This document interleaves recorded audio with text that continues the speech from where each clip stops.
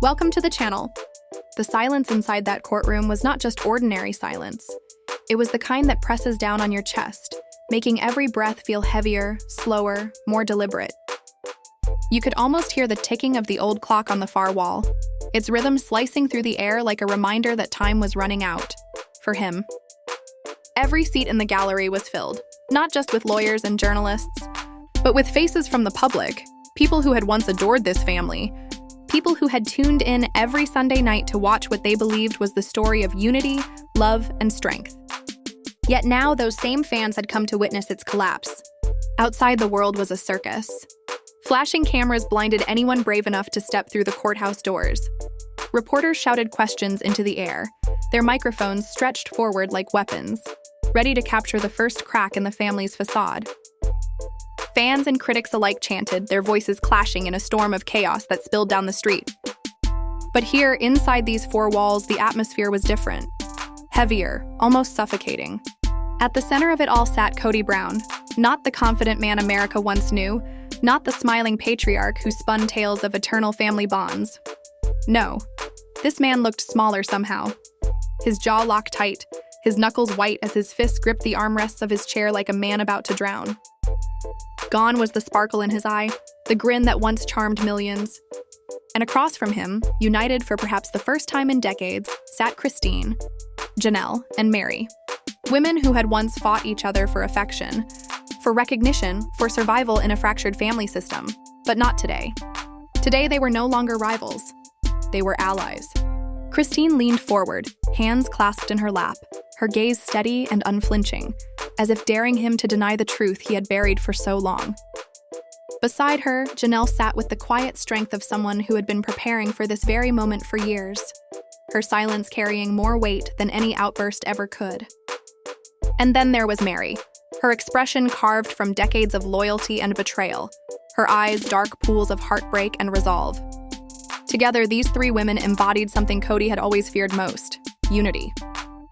Even the judge, stern and practiced, could not fully hide the flicker of curiosity in her eyes as she glanced between them. She knew, as did everyone in that room, that this was no ordinary case. This was not a mere legal proceeding. This was a reckoning. The slow, public unraveling of a man who had built an empire on charm, contracts, and the illusion of unity. And as the bailiff's booming voice called the court to order, breaking the suffocating silence, pens clicked open, notebooks filled, and cameras zoomed in. The air shifted. Everyone knew they were about to witness history. Because this wasn't just another celebrity scandal. This was the collapse of a legacy. The fall of a man who believed he was untouchable. Touchable. There was a time when Kody Brown seemed invincible. He sat in front of cameras with the same wide grin America had come to know, declaring that his wives were happy, his children were thriving, and that love in his world was not divided but multiplied. He laughed in interviews, leaned into the spotlight, and told the story of a man who had unlocked a secret that the rest of the world was too narrow-minded to understand. But behind those smiles, those carefully rehearsed lines, cracks had already begun to spread. Those closest to him, his wives, his children, even friends who had stood by him, saw it. They saw the subtle shift. The man who had once preached unity had begun to crave something else entirely: control. The Kody Brown who once promised equality was quietly redrawing the lines of power.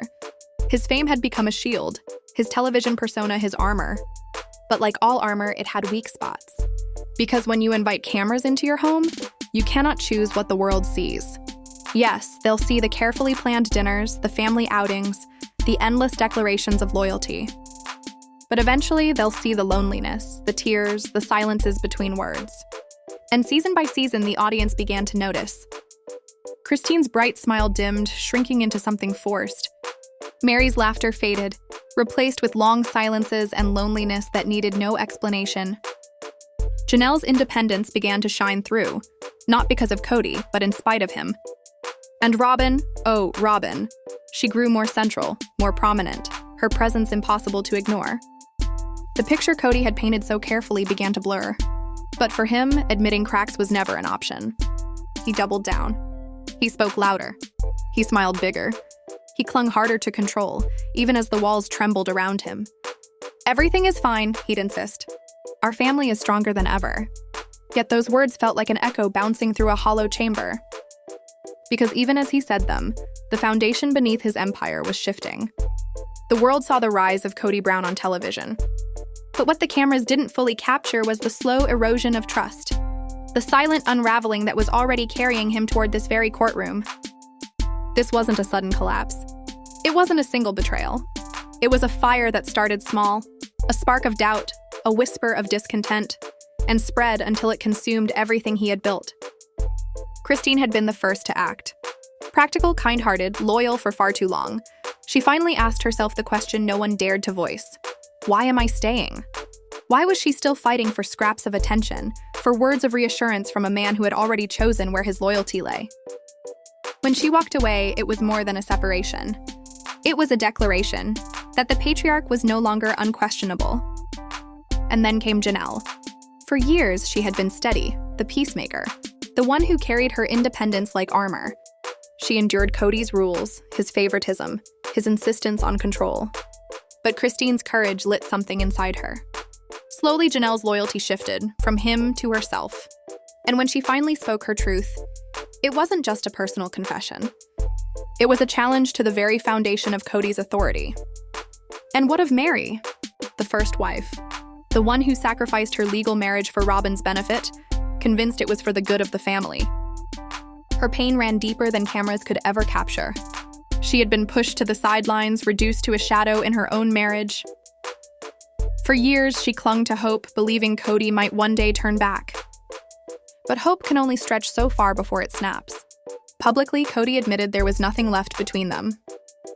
Privately, Mary had known it long before. She had been abandoned, not in a single moment, but piece by piece, over years of silence. By the time she stepped away, Kody wasn't the man with 4 wives. He was the man with one, and even that bond was poisoned with resentment. But the breaking point was never just about love. It was about money. It was about power. Whispers began to circle about missing funds, hidden accounts, and investments that didn't add up. The wives had trusted him to provide, to manage, to lead, not just with faith, but with fairness. And yet the deeper they looked, the less sense it all made. Christine was the first to hint at it. Money being controlled unfairly, decisions made in shadows. Janelle, always pragmatic, began to back those suspicions with her own evidence. Even Mary, who for years had stayed silent, could no longer ignore the imbalance. Suddenly, this wasn't just about failed relationships. It was about betrayal on every level, emotional, spiritual, and financial.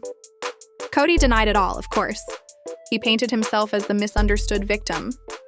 He told anyone who would listen that he bore the weight of the family alone, that his wives simply didn't understand the burden of leadership. But denial is fragile. The wives weren't speaking out of bitterness. They were speaking out of evidence, out of years of watching their independence stripped away while he held the keys to the kingdom. And so, the true breaking point came.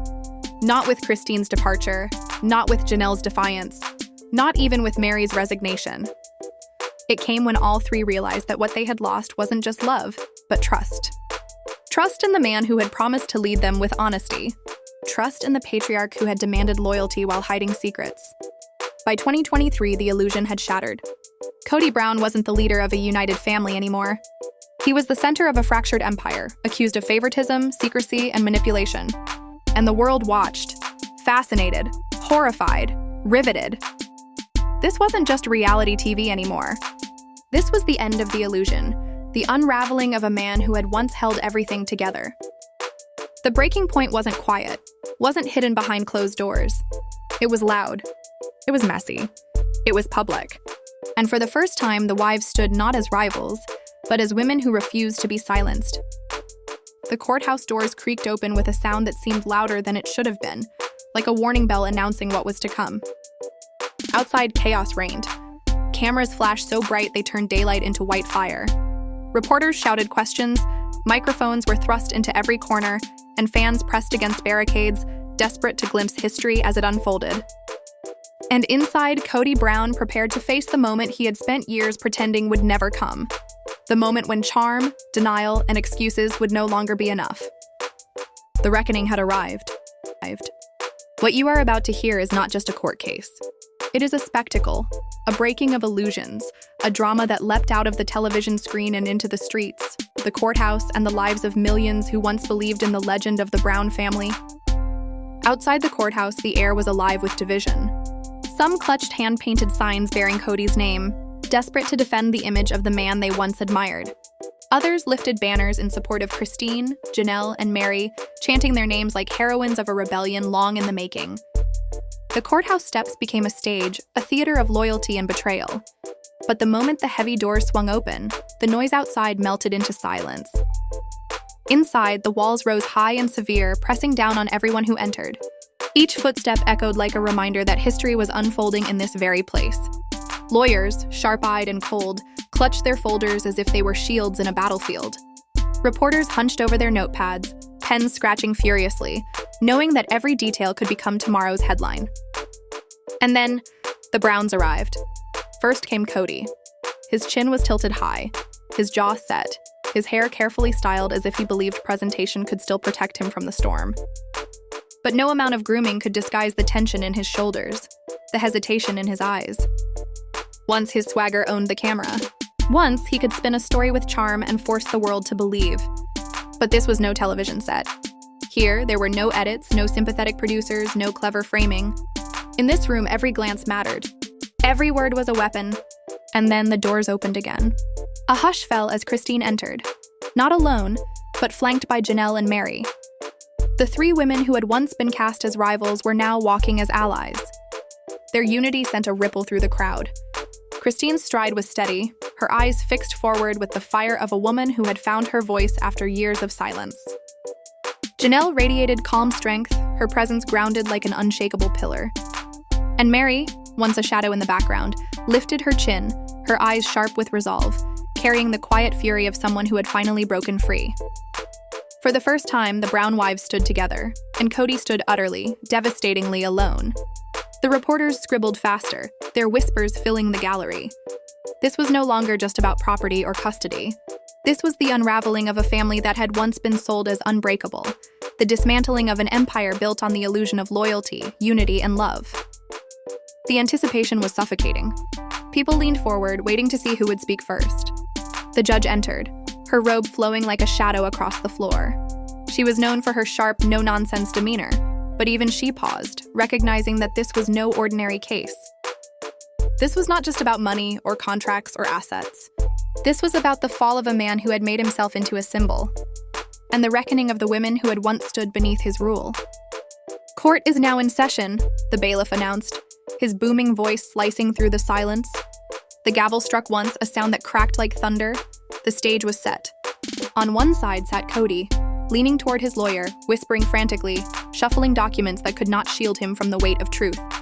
On the other side, the ex-wife's attorney stood calm, prepared, her notes arranged with precision. She turned to Christine, Janelle, and Mary, nodding in quiet solidarity, her presence a weapon sharpened by their pain. The contrast was undeniable. Kody, alone, desperate, defensive. The women, united, steady, resolute. Kody's lawyer rose first. His voice carried deliberate weight, painting his client as a misunderstood man. A father who had borne the impossible burden of providing for an enormous family. A leader who had sacrificed, who had carried resentment on his back, who had made choices not for himself, but for the greater good. He tried to frame Kody as the victim, a man betrayed by the very family he had worked so hard to sustain. He pleaded for sympathy, for recognition of Kody's sacrifices, insisting every financial decision had been made with love. But when the wives' attorney stood, the entire atmosphere shifted. She didn't shout. She didn't need to. Her words cut through the courtroom like a blade of steel. She spoke of broken trust, of years of secrecy, of money siphoned and hidden, of women who had given their youth, their loyalty, their labor, only to be deceived. Each sentence landed like a hammer, breaking apart the carefully constructed image of Kody Brown. Christine, Janelle, and Mary sat together, silent but powerful. Their faces told the story better than any words could. Years of endurance, years of silence, and now, the unshakable unity of women who had finally chosen truth over fear. Reporters scribbled frantically. Some in the gallery shook their heads, others leaned closer, whispering, unable to look away. This was no longer just a trial. It was revelation, Kody shifted in his chair, his composure cracking. He looked at Christine, searching for weakness. At Janelle, hoping for doubt. At Mary, desperate for a flicker of the loyalty she once gave so freely. But all he saw was resolve. All he saw was the end of his control. The judge leaned forward, her face unreadable, her voice sharp as a blade. This court will hear the truth, and the truth will determine justice. The gavel struck again, and in that sound was the end of the old story, the one Kody had controlled. From here on, the truth would speak for itself. The truth would speak for itself. For hours, Kody Brown had been caged in silence. He sat rigid, his jaw tight, forced to listen as the women who once called him husband unveiled their pain in front of the world. Their words weren't just testimonies, they were daggers, each one piercing the carefully constructed armor he had worn for decades. He had always been the storyteller, the narrator of his own legend, the man who could charm a nation with a smile. But now, in this courtroom, stripped of edits and production magic, he was just another defendant under oath. Finally, his turn arrived. His lawyer stood first, adjusting his tie with the kind of sharp precision that made the room instantly hush. "Your Honor," he began, his voice smooth, rehearsed, and deliberate. "The narrative you've heard today is one-sided. My client, Mr. Brown, has been portrayed as controlling, manipulative, even deceitful. But the truth is far more complicated. Mr. Brown is not a villain. He is a man who carried the impossible weight of providing for a massive, unconventional family under the harshest glare of public scrutiny. He sacrificed. He bore responsibilities few others could ever imagine. And today we will show you that what has been painted as betrayal was in fact survival." The judge gave a slight nod, signaling permission to proceed. All eyes turned to Kody. Slowly, almost ceremoniously, he rose from his chair. He adjusted his jacket as though straightening it might help him reclaim the authority that once came so effortlessly. He raised his right hand, swore his oath, and lowered himself onto the witness stand. The swagger that had once defined him on television seemed muted, but not extinguished. His lawyer leaned forward, voice calm but pointed. "Mr. Brown, how do you respond to the accusations that you intentionally controlled the finances to the detriment of your wives?" Kody leaned forward, his hands gripping the wooden arms of the chair. His eyes narrowed, and for the first time, his booming television confidence cracked with restrained anger. "That's not what happened," he said firmly, his words sharp. "What everyone here needs to understand is this. I was the only one willing to shoulder the responsibility. I had 4 wives, 18 children, cameras in our faces. Do you know what it takes to keep that many mouths fed? To keep a roof over their heads while the world judges your every move? Someone had to be in control or the whole thing would have collapsed. And that someone was me." His hand gestured toward his ex-wives, his voice rising. "They accused me of secrecy, but they never wanted the burden. They didn't want to make the hard choices. They wanted me to figure it out, and then blame me when they didn't like the outcome. I wasn't hoarding money for myself. I was protecting this family from falling apart." Across the room, Christine shook her head almost imperceptibly, her lips pressed tight. Janelle folded her arms across her chest, her body stiff as steel. Mary kept her gaze forward, her face calm but her eyes dark with unspoken history. His lawyer pressed further. "So you're saying your actions were motivated by protection?" "Exactly," Kody snapped. "I did what needed to be done. I made the decisions for the greater good. It's easy for them to sit here now, years later, and act like victims. But the truth? They had security. They had homes. Their children were cared for. Do they think all that just appeared out of thin air? No, I worked. I hustled. I negotiated with producers, with networks, with business partners. Every dollar went through me because I was the one making it happen." His lawyer nodded approvingly, but the judge leaned forward, her gaze sharp, unflinching. "Mr. Brown," she said, her tone edged with steel, "can you explain why so many of the financial documents presented today list only your name and not your wives?" The room froze. Kody's jaw clenched. He hesitated for a fraction of a second, long enough for the silence to become deafening. Finally, he forced a reply. "Because that's how the system works. Banks, titles, contracts, they don't recognize plural marriage. They don't allow 5 names on everything. It wasn't me trying to cut anyone out. It was legal red tape. I put things in my name because someone had to. It was never about stealing. It was about practicality." The answer sounded rehearsed, polished. But the weight of the documents Christine and Janelle had already provided hung over him like a shadow he couldn't escape. The judge's expression remained unchanged, her silence heavier than any accusation. His lawyer shifted focus. "Mr. Brown, how would you describe your relationship with your wives during this time?" Kody exhaled, and for a moment, his voice softened. "I loved them," he said, his words slower now. "All of them. People think I was some tyrant. But the truth is, I gave them everything I had. I sacrificed my peace, my sanity, my freedom, for them. Did I make mistakes? Of course. But I never set out to hurt them. I was trying to keep a family alive in a world that wanted us to fail." For the briefest flicker, his voice cracked, a sound that could almost be mistaken for vulnerability. Some in the courtroom shifted uncomfortably. Was it genuine remorse?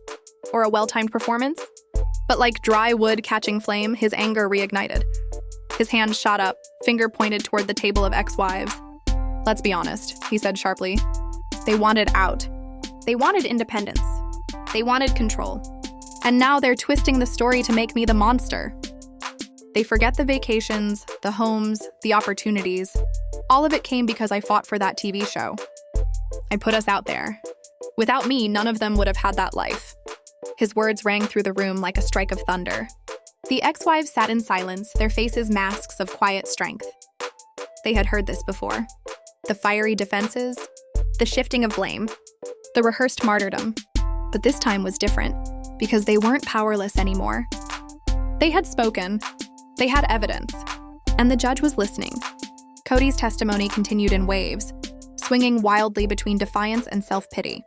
One moment, he painted himself as the noble martyr, carrying the impossible weight of the family. The next, he claimed to be the wounded husband, betrayed by the women he said he had protected. His narrative was passionate, yes, but riddled with cracks the prosecution would pry open when their turn came. Finally, his lawyer asked the closing question. "Mr. Brown, do you believe you did anything wrong?" Kody straightened in his seat, his eyes blazing with the last remnants of his confidence. "No," he declared. "I did what any man in my position would have done. I fought for my family, and now they're trying to destroy me for it." The courtroom fell into a tense, heavy silence. The only sound was the frantic scratching of pens as reporters scribbled down every word. The judge gave a small, deliberate nod. "Thank you, Mr. Brown. You may step down." Kody returned to his seat, his chin lifted, his shoulders tight. But the tremor in his hands betrayed him. His ex-wives exchanged glances, quiet, knowing, resolute. For decades, Kody Brown had commanded the narrative. He decided what the world saw, what fans believed, what story was told. But here in this courtroom, the power was gone. Under the cold glare of evidence and testimony, his control slipped through his fingers like sand. And for the first time, everyone saw it clearly. The patriarch of sister wives was no longer untouchable. The courtroom silence was suffocating. Every creak of the benches, every scribble of a reporter's pen echoed like thunder. Kody Brown sat stiff in the witness chair, sweat glistening at his temples, his jaw clenched tight. His swagger from years of reality television was gone. What sat before the judge was not a charismatic patriarch, not the star of a TLC empire, but a man under fire, cornered, his defenses eroding under the weight of evidence. The prosecution's voice sliced through the air. "Mr. Brown, you testified that your wives were excluded from financial documents because of legal complications. Yet joint ownership between you and even one wife was always legally possible. So tell me, Mr. Brown, why in all these years did you not once include their names?" Kody shifted, his composure faltering. His hands gripped the edges of the stand so tightly his knuckles turned white. "I thought it was simpler that way," he muttered, the words tumbling out unevenly. "I didn't want to risk confusion with the banks. It was about efficiency." The judge's eyes narrowed like daggers. "Efficiency for whom, Mr. Brown? Because from where I am sitting, efficiency seems to have meant cutting your wives out entirely. They trusted you, and yet you ensured they had no legal standing. That is not efficiency. That is exclusion." The words landed like a gavel strike. The room seemed to hold its breath. Kody's mouth opened to speak, but the judge raised her hand sharply. "Do not interrupt me." The stillness deepened. Christine closed her eyes, fighting tears. Janelle's jaw tightened as she pressed her lips together, her arms crossed in steely defiance.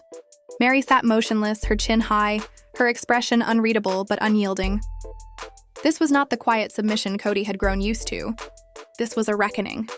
The judge turned to the projection screen, where bank records glowed under the courtroom lights. Her tone was sharper now, more cutting. Now, regarding these transfers, over $200,000 moved from a family account into a private investment fund. You claimed this was for the benefit of your family. Yet no documentation exists showing your wives were informed. No joint signatures, no evidence of consent. So once again, Mr. Brown, why were these funds moved in secrecy? The color drained from Kody's face. His throat bobbed as he swallowed. Opportunities come and go, he stammered. I had to act quickly. If I had waited for everyone to agree, nothing would have been done. I was trying to secure a future for us. The judge cut him off, her voice sharp as steel. And yet, while you were securing this so-called future, your wives were juggling unpaid bills, unaware that the very money they depended on was being siphoned elsewhere. That is not protection, Mr. Brown, that is deception. Gasps rippled through the gallery. The atmosphere crackled with tension. Reporters scribbled furiously. Cameras clicked like relentless hammers of truth. But the judge wasn't finished. She flipped to another document, her voice icy. Your own words, Mr. Brown. She read aloud from the correspondence to his financial advisor. Keep the accounts separate. They don't need to know about this until it's secure. The courtroom froze. The judge's gaze locked on Kody. Tell me, Mr. Brown, who exactly are they? And what precisely did you not want them to know? Kody's shoulders slumped. Sweat rolled down his temple. I didn't want to worry them with details, he muttered, his words weak, hollow. They didn't always understand finances. I thought it was better to handle it myself, then explain later. The judge's response was merciless. That does not read as protection. It reads as concealment, as control, as betrayal. She tapped the paper in front of her, her voice rising. You speak of sacrifice, of carrying burdens, but what I see here is secrecy, power, and arrogance. And this court does not reward arrogance. The words sliced through Kody like a blade. His bravado cracked. His once commanding presence was shrinking before their very eyes. He glanced desperately at his lawyer, but even the man at his side looked uneasy, his pen scratching nervously across paper, refusing to meet Kody's gaze. Then the judge leaned forward, her voice quieter now, but more devastating than ever. The role of a husband is not to rule, but to partner. Not to silence, but to share. What I see here, Mr. Brown, is not leadership, it is domination. It is a consolidation of power. And that power is unraveling under the light of truth. The silence that followed was crushing. Kody's shoulders sagged, his eyes darting down to the table. For perhaps the first time, the once proud patriarch looked small, cornered, powerless. The judge turned to the ex-wives, Christine, Janelle, Mary. Her voice softened, but only slightly. You placed your trust in this man. That trust was not respected. And this court will take that very seriously. Then her gaze cut back to Kody, hard as steel. You may step down. The gavel struck once. The room erupted into whispers and gasps. Reporters bolted for the exits, cameras flashing furiously. Kody stumbled back to his seat, his movements stiff, his face pale. He sat heavily, burying his mouth in his hand, as if trying to block out the hundreds of eyes drilling into him from every corner of the room. But Christine, Janelle, and Mary sat taller. For years they had been silenced, controlled, overlooked, but not anymore. Today their voices had been heard. Justice was shifting. And everyone in that courtroom could feel it. The powder keg had been lit, and Kody Brown's empire was about to explode. Kody Brown's empire was about to explode.